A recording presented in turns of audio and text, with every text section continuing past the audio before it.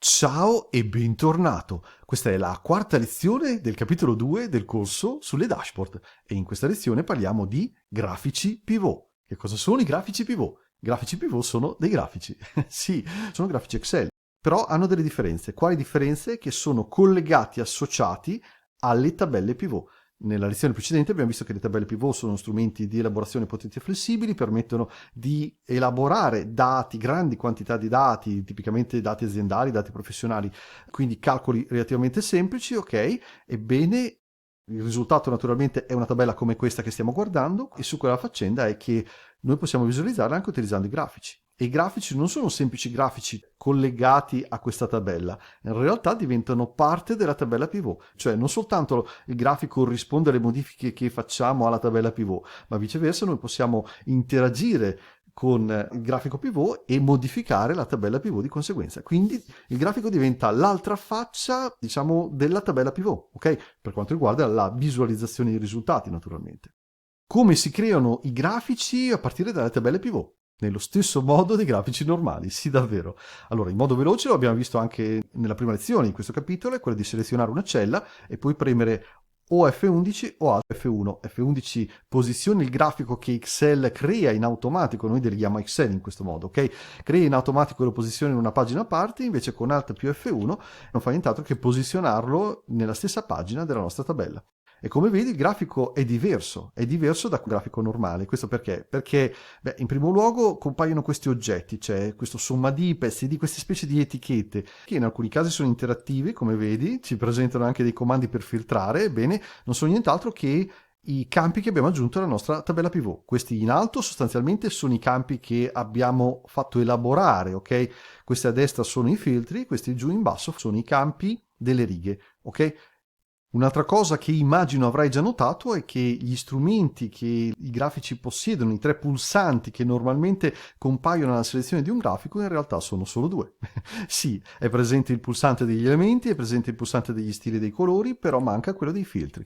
Questo perché? Perché in realtà è un grafico pivot, come ho detto, è un grafico che è interconnesso alle tabelle pivot e quindi essendo bidirezionale, cioè essendo interattivo in entrambe le direzioni e offrendo degli strumenti che permettono dal grafico di andare a modellare le serie, le visualizzazioni, l'elaborazione stessa, i filtri e via dicendo, ebbene lo strumento dei filtri è superfluo. Questo perché? Perché esistono altri strumenti più performanti. Qual è l'altro strumento? Il principale è quello che stai guardando, campi tabella pivot, perché come avrai notato, ebbene, selezionando la tabella pivot compare, ma compare anche selezionando il grafico pivot. Questa finestra, ebbene, ci permette, come abbiamo visto nella lezione precedente, di andare a modificare la tabella pivot, ma in egual modo anche di andare a modificare il grafico pivot. Come? Ebbene, possiamo tranquillamente, per esempio, rimuovere il numero di pezzi scartati, in questo modo, benissimo, o anche il numero di pezzi lavorati, perfetto, e lasciare semplicemente le percentuali, ok?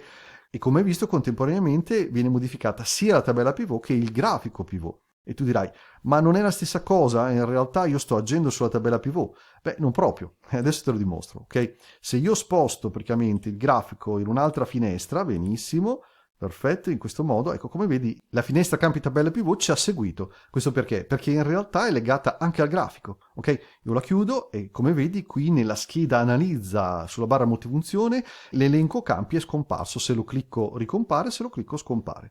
Ti faccio notare che le schede relative appunto alla selezione, che quindi compaiono alla selezione dei grafici pivot, non sono solo due come le tabelle pivot, ma sono ben tre.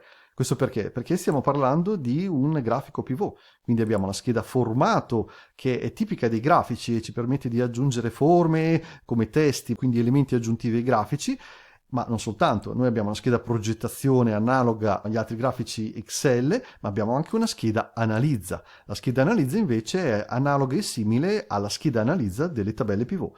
Naturalmente non tutto è, diciamo così, utilizzabile, ma il ragionamento, l'origine dei dati, lo spostamento del grafico e via dicendo sono a nostra disposizione.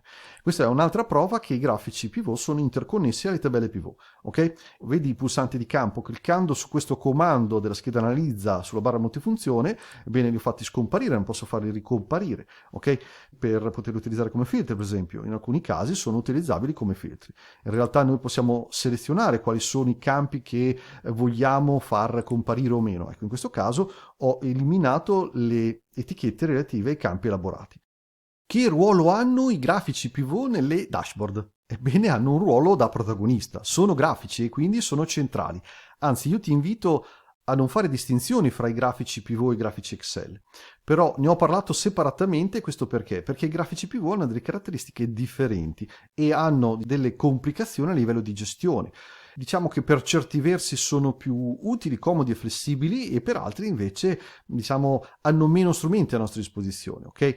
Quindi, per esempio, noi possiamo con i grafici normali realizzare più grafici agganciati alla stessa tabella, semplicemente filtrando le serie, ok? Mentre con i grafici pivot questo non è possibile. Se vogliamo in realtà visualizzare grafici differenti, ebbene dobbiamo utilizzare tabelle pivot differenti. È un esempio, ok?